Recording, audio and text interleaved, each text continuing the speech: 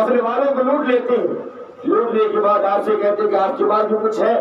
غوث اعظم فرماتے ہاں میرے پاس 40 دینار ہے۔ چور کہتا ہے تو یہ سب تمہارے پاس اگر مال ہے تو تم نے چھپایا کیوں نہیں؟ میں سچ تو بتا رہا ہوں کہ آپ کو آ کر سمجھ میں آئے اور اس سے پتہ یہ چلنا چاہیے کہ ہم نے ماں باپ کی تعظیم کتنی کی ہے، ماں باپ کی بات کتنی مانتے ہیں۔ سرکار غوث اعظم کی والدہ محترمہ کی بات کتنی مانتی ہیں۔ جب ماں نے کہا تھا بیٹا جھوٹ مت بولنا، جاؤ علم حاصل کرنے کے لیے مگر جھوٹ مت بولنا، سرکار غوث اعظم چلے علم حاصل کرنے کے جواب دیا گیا تو غوث اعظم رضی اللہ تعالیٰ جھوٹ نہیں بولتے ہیں دوستو، غوث اعظم جھوٹ نہیں بولتے ہیں۔ ڈاکو کے سردار نے سردار سے کہا کہ سرکار اس محفل میں ایک بچہ بھی تھا جو کہہ رہا تھا کہ میرے صدری میں 40 دینار ہے، ہم نے اسے چھوڑ دیا۔ تو اس ڈاکو نے کہا کہ جاؤ اسے بلا کر لاؤ۔ کچھ چور جاتے ہیں اور آپ کو بلا کر لاتے ہیں کہ بتاؤ آپ نے کہا تھا کہ میرے صدری کے نیچے 40 دینار ہے، کیا سچ ہے؟ تو میرے صدری مسلے ہوئے ہیں، جب صدری اتاری گئی اس کو دھیرا گیا تو دیکھا کہ اس میں حقیقت میں 40 دینار ہے۔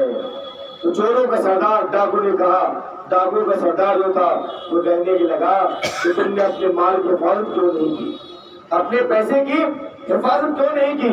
تو سرکار غوث اعظم فرماتے ہیں کہ میں نکلا تھا تو میں اپنی والدہ محترمہ سے یہ اجازت لے کر اور وعدہ کر کے آیا تھا کہ میں راستے میں کبھی جھوٹ نہیں بولوں گا، تو میں اپنی ماں سے کیے ہوئے عہد کو کرنے لگے۔ اے بچے تم ایک بات ہے، چھوٹی سی بات، اپنی ماں سے کیا ہوا وعدہ توڑ نہیں سکے، ہم نے خدا تعالیٰ سے کیے ہوئے کتنے عہد کو توڑ دیا ہے۔ رب نے کہا تو نماز پڑھو، ہم نے نماز نہیں پڑھا۔ رب نے کہا تھا چوری مت کرنا، ہم نے چوری کی، ڈاکہ زنی کی، ہم نے لوٹ مار کیا، لوٹ کھسوٹ کیا، رب قدیم کرتے رہے۔ اللہ کے کسی فرمان پر ہم نے کبھی اثر نہیں کیا، ہم نے کبھی عمل نہیں کیا۔ اے بچے تو اپنی والدہ محترمہ کے ساتھ کیے ہوئے عہد کو توڑ نہیں پائے اور ہم اللہ کے عہد کو توڑتے گئے، اللہ کے عہد کو توڑتے گئے۔ ہم کتنے گنہگار ہیں، ہم کتنے خطا کار سیاہکار ہیں۔ حضور غوث اعظم کے پاس کہتے ہیں اے اللہ یاد رکھو ہمیں کلمہ پڑھا کے مسلمان کر دو۔ سرکار غوث اعظم فرماتے ہیں یا اپنے ہاتھ لاؤ اور میرے غوث اعظم رضی اللہ تعالیٰ مسلمان کر دیتے ہیں۔ اتنا ہی نہیں بلکہ ان تمام ڈاکوں کو مرید کرتے ہیں۔ بعض علماء کرام فرماتے ہیں کہ جتنے ڈاکو اس وقت طائب ہوئے تھے وہ ہر ایک ڈاکو اپنے وقت کے ولی بن کر چمکے تھے۔ دوستو نعرہ تکبیر، نعرہ رسالت، یا گل۔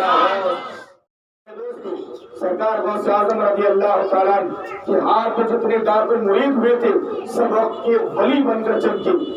غوث اعظم رضی اللہ تعالیٰ کی بارگاہ میں میں آپ کے بارگاہ میں رہنا چاہتا ہوں۔ حضور غوث اعظم نے کہا ٹھیک ہے بارگاہ میں رہو۔ تو وہ شخص حضور غوث اعظم کی بارگاہ میں تھے اور حضور غوث اعظم کے بارگاہ میں رہنا ہی بہت بڑا کمال ہے دوستو۔ کوئی پیر اگر کہہ دے یہی بڑا کرم ہے۔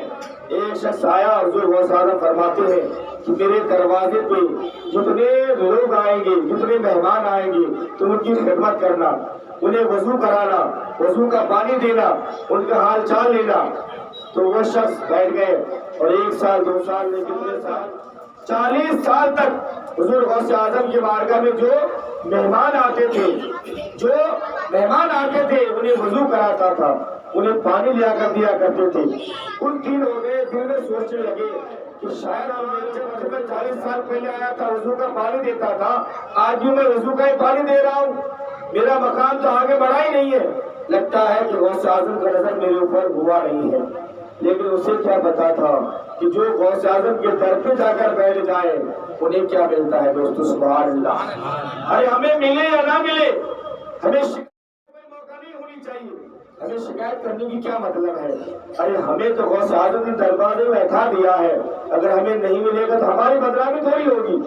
اگر غوث کے دروازے سے ہمیں نہیں ملے گا کہ غوث کے دروازے میں گئے تھے ملا نہیں تھا تو کام ان کا ہے، ہمارا کوئی مطلب نہیں۔ ہمیں بیٹھا دیا کہ بیٹھ جاؤ، ہمیں بدنامی نہیں ہوگی ہماری، کیونکہ ہمارے ہاتھ ہمارے سر پہ سایہ غوث اعظم کا ہے۔ غوث اعظم کا سایہ، ہمیں ڈرنے کی ضرورت نہیں دوستو۔ تو بیٹھے بیٹھے 40 سال ہو گئے بیٹھے بیٹھے، ایک مرتبہ 2 اقطاب آئے، قطب آئے، قطب کسے کہتے ہیں جو اللہ کے مقبول بندے ہوتے ہیں، قطب آئے اور آ کر غوث اعظم کے بارگاہ میں جب آئے تو غوث اعظم فرماتے میاں ان دونوں کو اچھے سے کھانا کھلانا، اچھے کپڑے اور انہیں وضو کے پانی دلانا، بہتر کی جو ہے خدمت کرنا۔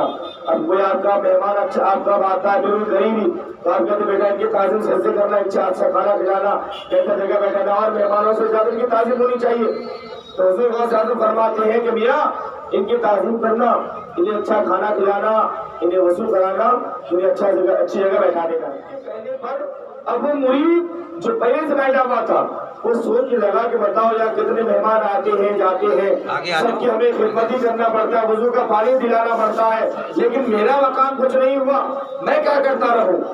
اب دیکھو ان کے دل میں ایک بار بہت بڑے زاہد بن گئے۔ نہیں دوستو، شیطان آپ کے پیچھے نہیں چھوڑتا ہے، شیطان ان کے دل میں بھر گلایا، شیطان بھر گلاتا ہے۔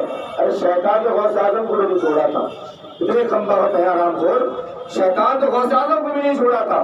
ایک بار غوث اعظم رضی اللہ تعالیٰ عنہ کسی میدان میں تھے، سفر کر رہے تھے آپ، اور بادل آتا ہے، غیب سے آواز آتی ہے کہ عبد القادر میں نے تجھے قبول کر لیا ہے۔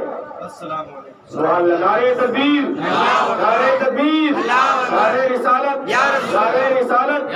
حضرت علامہ مولانا منور صاحب قبلہ ہمارے آپ کے بیچ، حضرت اللہ مولانا منور رضا صاحب قبلہ پرنوی ابھی تشریف فرما ہے، بہترین لب و لہجے کے مالک ہے۔